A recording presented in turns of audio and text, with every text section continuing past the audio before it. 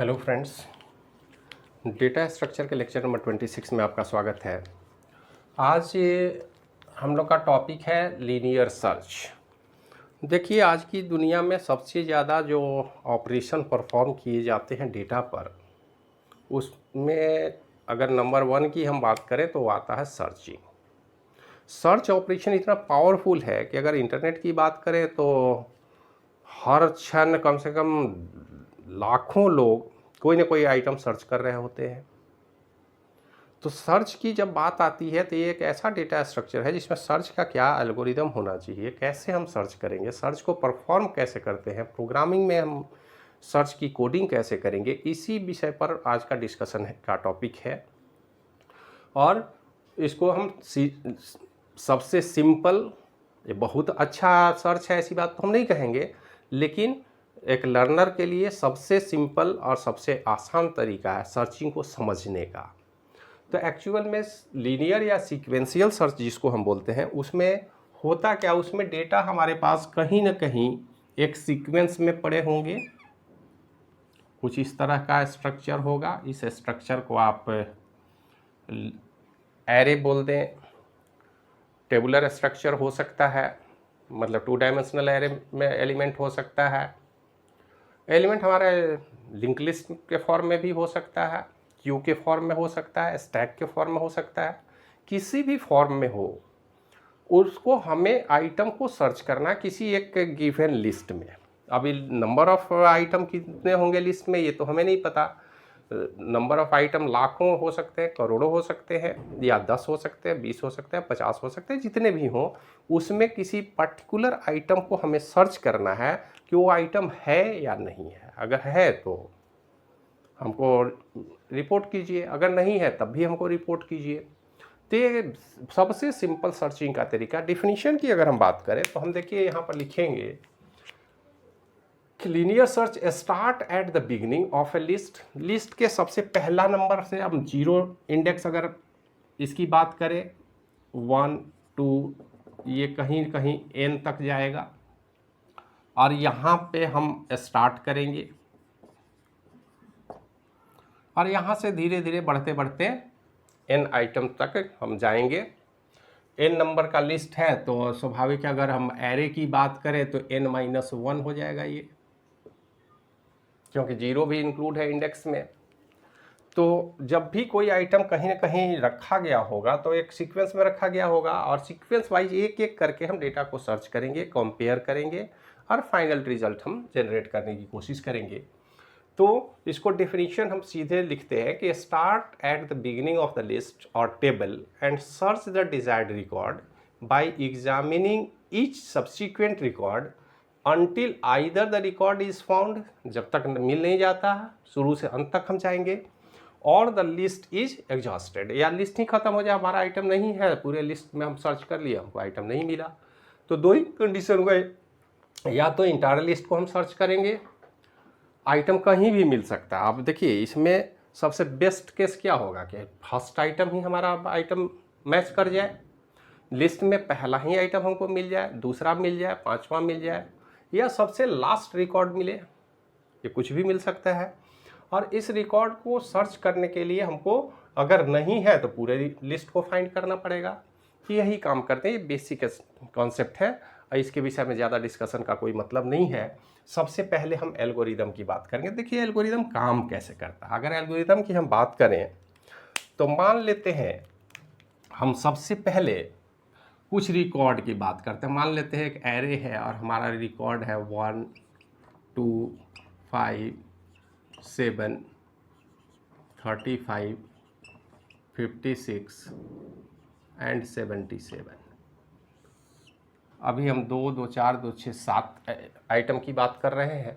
ये आइटम 700 भी हो सकता, 7000 भी हो सकता, 7 लाख भी हो सकता है, इससे कोई फ़र्क नहीं पड़ता, क्योंकि कंप्यूटर में हमारा स्पीड कोई मायने नहीं रखता।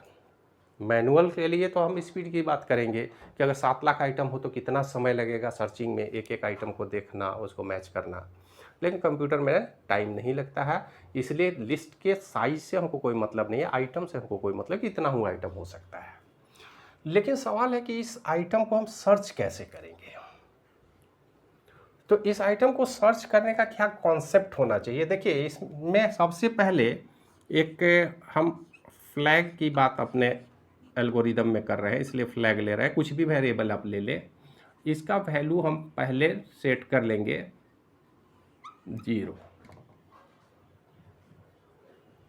0 कर ले, 1 कर ले, कोई फर्क नहीं पड़ता है। यहाँ हम 1 किए हैं तो 1 ही ले लेते हैं। फ्लैग का वैल्यू पहले स्वाभाविक है, फ्लैग या इंटीजर टाइप का एक वेरिएबल हमने ले लिया, इंडिपेंडेंट वेरिएबल है, इसका वैल्यू हमने 1 सेट कर दिया। और इसका क्या मकसद है उसको हम देखेंगे, लेकिन सर्च के लिए हमारे पास आइटम क्या क्या होंगे। तो सबसे पहले एक लिस्ट होगा। लिस्ट हम मान लेते हैं एरे हो सकता है, सबसे सिंपल डेटा स्ट्रक्चर है एरे। 1 डायमेंशनल हो 2 डायमेंशनल हो, उसे कोई फर्क नहीं पड़ता, हम एरे ले लेंगे। इसके बाद एरे का नंबर ऑफ लिस्ट की बात होगी कि साइज क्या है, क्योंकि साइज हमको पता होगा तभी तो हम ये मान के चलेंगे कि पूरे आइटम को हमने सर्च कर लिया, अब कोई आइटम बचा नहीं है। तो इसलिए एक नंबर ऑफ आइटम के लिए एक इंट टाइप का वेरिएबल हम ले लेंगे n। और उसके बाद तीसरा होगा हमारा आइटम, जिसको हम सर्च करने जा रहे हैं। तो आप देखिए कि आपको 4 एलिमेंट की ज़रूरत है। एक फ्लैग या कोई भी वेरिएबल, आप फ्लैग वेरिएबल यहाँ मान रहे हैं, तो इस फ्लैग वेरिएबल जिसका वैल्यू इनिशियलाइज कर देंगे 1 से, और ये 3 आइटम हमको अपने एल्गोरिदम में भेजना होगा ताकि हम आसानी से डिटेक्ट कर पाए, फाइंड कर पाए कि वो आइटम है या नहीं है। तो देखिए क्या करेंगे। सबसे पहले एल्गोरिदम में देखिए सीक्वेंशियल सर्च, ये 3 आइटम हम दे रहे हैं। ये पहला एरे जिसमें से सर्च करेंगे एलिमेंट को, एरे का साइज कितने साइज का है, और दूसरा उस आइटम का नाम जिसको हम सर्च करना चाहते हैं। ये तीनों ही वैल्यू पास करेंगे। इसके लिए एक फंक्शन बनाएंगे और इस सीक्वेंशियल सर्च फंक्शन के अंदर ये तीनों आइटम हम देंगे, पास करेंगे, तभी वो फाइंड कर पाएगा। इसमें find the item in the list of n element, इसका मतलब क्या है कि n एलिमेंट का कोई लिस्ट है, ये लिस्ट है n एलिमेंट का है, और इसमें हम आइटम को फाइंड कर रहे हैं। तो सबसे पहले फर्स्ट स्टेप में क्या करेंगे, सेट फ्लैग बराबर 1। फ्लैग का वैल्यू हमने 1 सेट कर दिया, ये पहला काम जो हमने किया है। इसके बाद अब एक लूप लगाने की ज़रूरत होगी। निश्चित रूप से वो लूप वाइल, डू वाइल या फॉर लूप, सबसे आसान है समझना बच्चों के लिए फॉर लूप, तो फॉर लूप पर ही काम कर लेंगे। एक लूप हम सेट करेंगे और ये लूप क्या करेगा, repeat step 3 for n equal to 1 to n-1। n capacity है तो उसका इंडेक्स नंबर कहाँ से चलेगा, 0 से n तक जाएगा। मतलब जैसे यहाँ पर हम देख लें, हमारा वैल्यू यहाँ है 1 2 5 7 35 56 77। तो ये हमारा n-1 हो जाएगा, ये लास्ट वाला। तो ये इंडेक्स 0 से चल रहा है, तो n आइटम है तो स्वाभाविक n-1 तक चलेगा। वही लूप हम चलाएंगे 0 से n-1 तक। अब उस लूप में क्या करेंगे, सबसे पहले हम इफ़ लिस्ट ऑफ आइटम, ये n जो है इंडेक्स नंबर के आइटम पर is equal to item, then अगर हमको मिल गया पहली बार 0 के लिए, अब लूप को कंटिन्यू हम चलाते जाएंगे, 0 से n-1 तक चलेगा। अब उस स्थिति में क्या होगा कि हमारा आइटम जो है ये किसी भी पोजीशन पर मिल सकता है, 0 पर मिल सकता है, 1 पर मिल सकता है, n-3 पर मिल सकता है, n-2 पर मिल सकता है, या n-1 पर मिल सकता है। n-1 तक अगर मिल गया तो ठीक है, नहीं मिला तो लिस्ट में अवेलेबल नहीं है। ये सीधा सा कॉन्सेप्ट है। तो अब देखिए क्या होगा, हमारे पास 2 स्थिति होगी, या तो लिस्ट में आइटम मिलेगा या नहीं मिलेगा। तो फिर हम इफ़ कंडीशन लगा रहे हैं, if ln is equal to item, अगर मिला, आइटम के बराबर अगर लिस्ट के किसी भी इंडेक्स पर वैल्यू है तो आइटम के बराबर ये ट्रू हो जाएगा कंडीशन। और अगर ये कंडीशन ट्रू हो जाता है, आप इसको ब्रैकेट में भी दिखा सकते हैं, तो फिर हमें दो काम करने होंगे। सबसे पहले अगर आइटम मिल गया तो हम फ्लैग के वैल्यू को 0 कर दिए, चेंज कर दिए, ताकि हमें पता चल जाए कि नहीं आइटम मिल गया है। दूसरा, राइट सर्च सक्सेसफुल, तो उसके बाद हम बता देंगे कि आइटम मौजूद है, अवेलेबल है लिस्ट में। और अगर नहीं मिला तो स्वाभाविक है कि इस लूप से हम बाहर आएंगे। ये लूप हमारा यहाँ से लेकर के यहाँ तक क्लोज हो जाएगा। इस लूप के बाहर आएंगे, बाहर आने के बाद अगर नहीं मिला तो फ्लैग तो चेंज होगा नहीं, हम फ्लैग बराबर 1 में चले जाएंगे और सीधे लिख देंगे राइट सर्च अनसक्सेसफुल। सर्च में आइटम नहीं मिला, वो आइटम मौजूद नहीं है लिस्ट में। इसके बाद स्टेप 5 में फिनिक्स करके एग्जिट कर लेंगे। तो ये बेसिक कॉन्सेप्ट है। सबसे पहली बात कि एक फंक्शन हम बनाएंगे सीक्वेंशियल सर्च के नाम से, या कुछ भी आप नाम दे दें, केवल सर्च दे दें, लीनियर सर्च दे दें, और उस फंक्शन में हमको वैल्यू पास कराने होंगे। क्या क्या? उस लिस्ट एरे का नाम, दूसरी बात उस एरे का साइज, कितने आइटम हैं उसमें, और तीसरा किस आइटम को हम फाइंड करना चाहते हैं। ये इतना पास करने के बाद हम एक नेक्स्ट नया वेरिएबल फ्लैग का इस्तेमाल कर रहे हैं, जिसका वैल्यू इनिशियलाइज करेंगे 1 से। इसके बाद हम लूप की बात करेंगे, कंडीशन की बात करेंगे। कंडीशन के बाद अगर मिल गया तो ठीक है, नहीं मिला तो हम सर्च अनसक्सेसफुल लिखेंगे और बाहर आ जाएंगे। ये बेसिक कॉन्सेप्ट है, इसको आप नोट कर लें, और इस पर और डिटेल डिस्कशन करने की ज़रूरत है। इसका परफॉर्मेंस क्या है, इसका प्रोग्राम कैसे बनेगा, तो इसको आप नोट कर लें, ताकि आगे वीडियो जब कंटिन्यू करें तो आपको समझने में दिक्कत ना हो।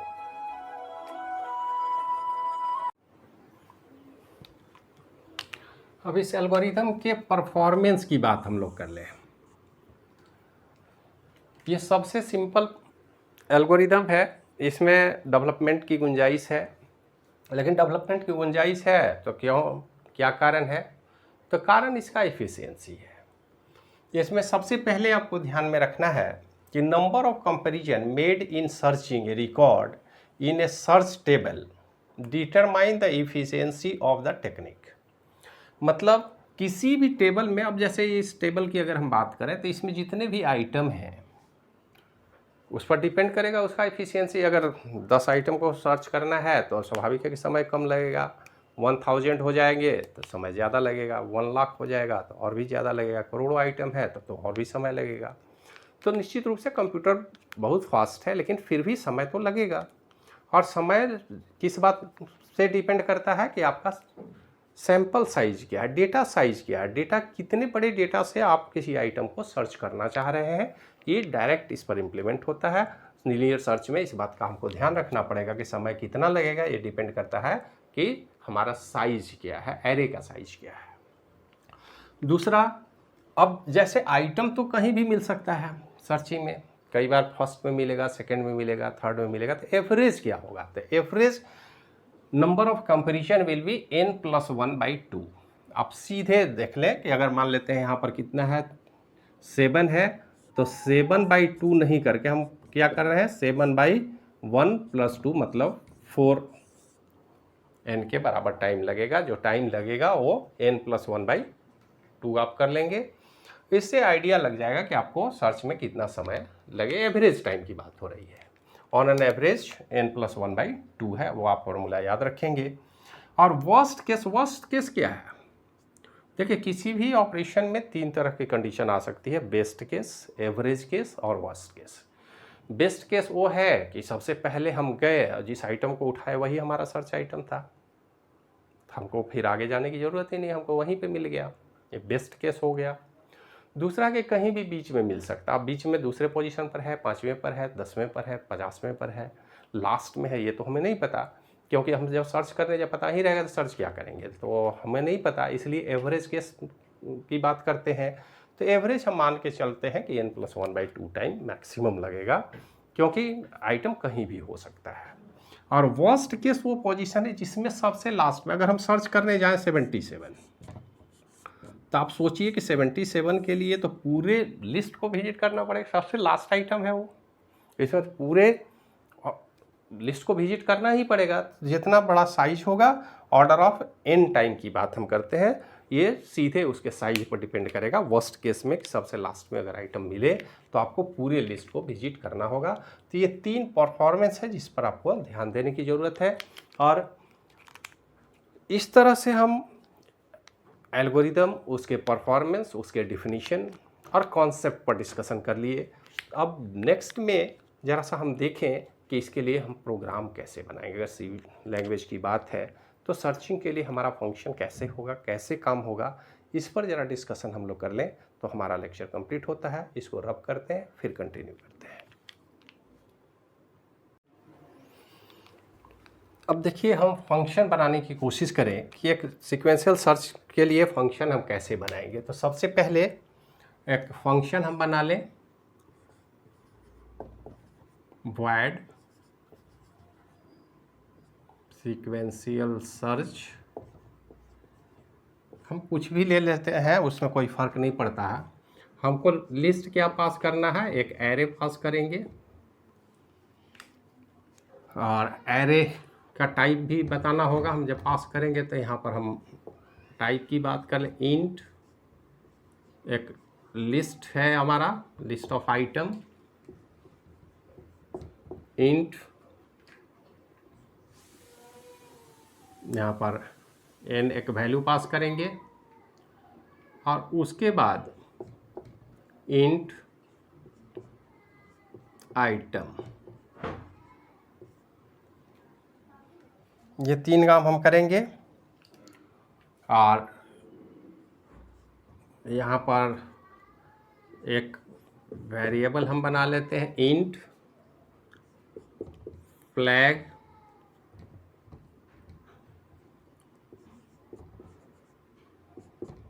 Equal to 1।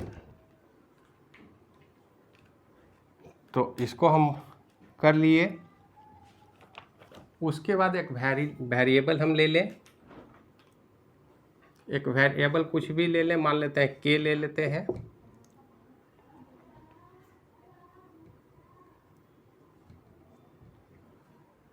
इस k को हम लूप में इस्तेमाल करेंगे।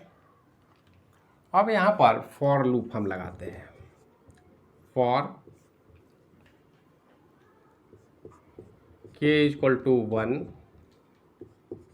k इज लेस देन और इक्वल टू n-1,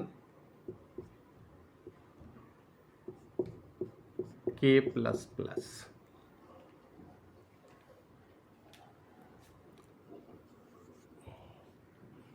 अब यहाँ पर क्या होगा कि कंडीशन हमारा ट्रू हो सकता है, फॉल्स हो सकता है। तो if l n k is equal to item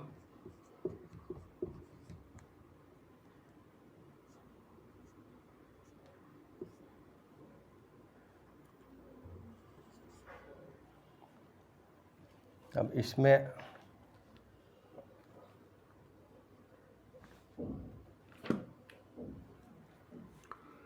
यहाँ पर हम सबसे पहले फ्लैग इक्वल टू 0, देन एक आइटम प्रिंट कर दें, प्रिंटफ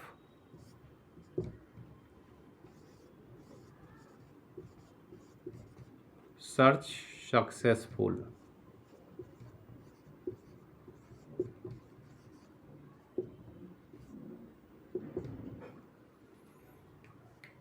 यहाँ तक में कोई दिक्कत नहीं है। इसके बाद हम इसको क्लोज करेंगे, इसको भी क्लोज कर देंगे। लेकिन यदि आइटम नहीं मिला तो क्या होगा, flag equal to 1,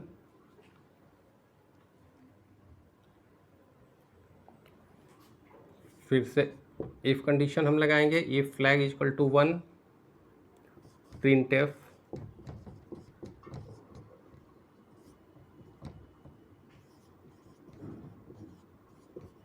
search unsuccessful.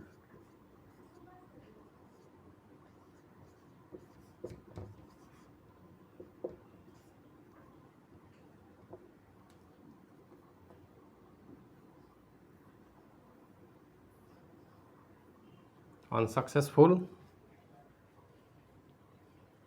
और इसको हमने क्लोज कर दिया। तो ये हमारा सीक्वेंशियल सर्च का फंक्शन हुआ। कैसे काम करेगा? सबसे पहले हम सीक्वेंशियल सर्च फंक्शन में 3 वैल्यू पास करेंगे। लिस्ट, जिस लिस्ट से सर्च करना है, एक वैल्यू n जो लिस्ट के साइज को बताएगा, और एक आइटम टाइप का, इंट टाइप का आइटम जिसको सर्च करना है उस लिस्ट में। तो लिस्ट हमारे पास आ गया, लिस्ट की साइज आ गई और आइटम का वैल्यू आ गया जिसको हम सर्च करना चाहते हैं।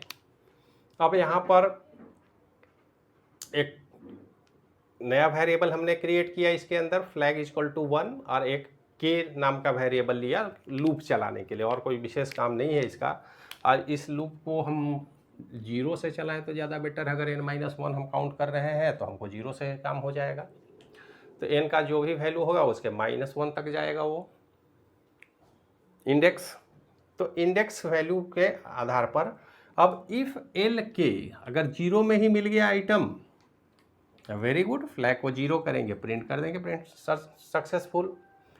अगर नहीं होता है तो फिर के का वैल्यू 1 करेंगे, 2 करेंगे, 3 करेंगे, 4 करेंगे, और तब तक करते जाएंगे जब तक कि n-1 पोजीशन तक हम पहुंच ना जाएं। अगर मिल गया तो प्रिंट करेंगे, नहीं मिला तो स्वाभाविक है के का वैल्यू अगर n हो जाए, क्योंकि हर बार बढ़ेगा, तो ये कंडीशन फॉल्स हो जाएगा, हम इससे बाहर आएंगे। उसके बाद हम चेक करेंगे इफ़ फ्लैग इक्वल टू 1। अगर फ्लैग 0 नहीं हुआ तो फ्लैग 1 का 1 रहेगा, अगर है तो यहाँ पर प्रिंट अप कर देंगे सर्च अनसक्सेसफुल, और हमारा फंक्शन कंप्लीट हो जाता है। लेकिन ये फंक्शन चलेगा कहाँ? प्रोग्राम में हमको तो मेन प्रोग्राम बनाना की ज़रूरत होगी। तो हम क्या करेंगे, एक मेन प्रोग्राम बना ले हम। मेन प्रोग्राम में सबसे पहले क्या करेंगे,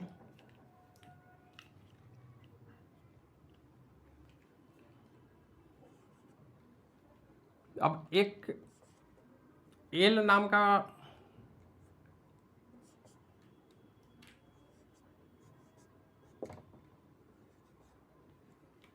एक एरे बनाएंगे जिसमें कुछ आइटम होगा, तभी तो सर्च करेंगे, जिसको हम पास करेंगे अपने इस प्रोग्राम में। यहाँ पर तो पहले एल क्रिएट करना होगा।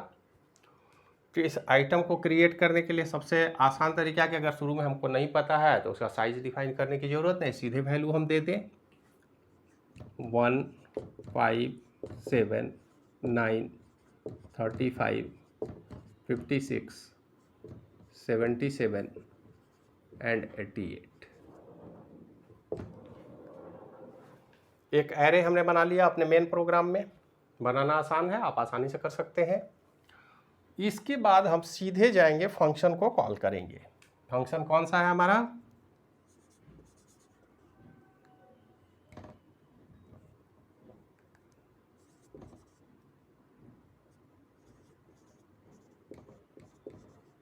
Sequential search, SEQ search.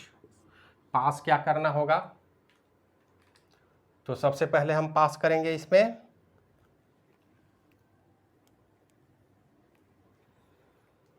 जो हमारा एरे है L, इसका साइज क्या है 1, 2, 3, 4, 5, 6, 7, 8। तो 8 पास कर देंगे, और आइटम मान लेते हैं हमको सर्च करना है 77।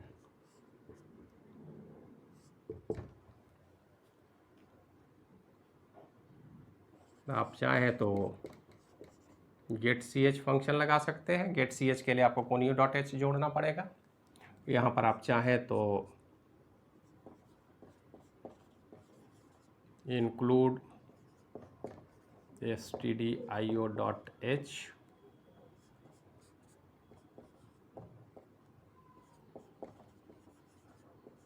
include conio.h, इसको लगा लें। अगर इसको लगाएंगे तो स्वाभाविक है कि अगर आप चाहें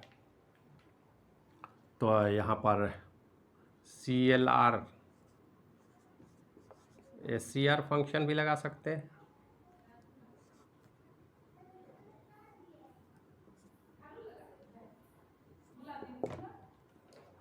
ठीक है, ये काम कर लें और इसके बाद इसको क्लोज कर दें। क्या होगा जब इस फंक्शन प्रोग्राम को हम रन करेंगे?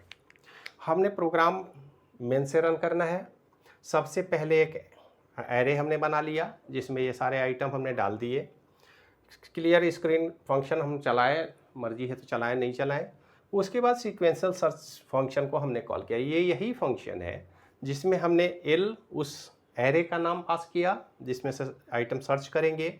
एलिमेंट है 8 और वैल्यू हमने पास किया 77 जिसको सर्च करना है। 77 यहाँ मौजूद है। ये तो चूंकि छोटा लिस्ट है इसलिए आप देख रहे हैं। मान लेते बहुत बड़ा वैल्यू है तो हमें नहीं पता चलेगा कि वो है कि नहीं है, तो यहाँ पर वैल्यू हम दे दिए और उसके बाद इस फंक्शन को कॉल करेंगे। स्वाभाविक है कि फंक्शन चलेगा और यहाँ पर एल के का वैल्यू क्या होगा?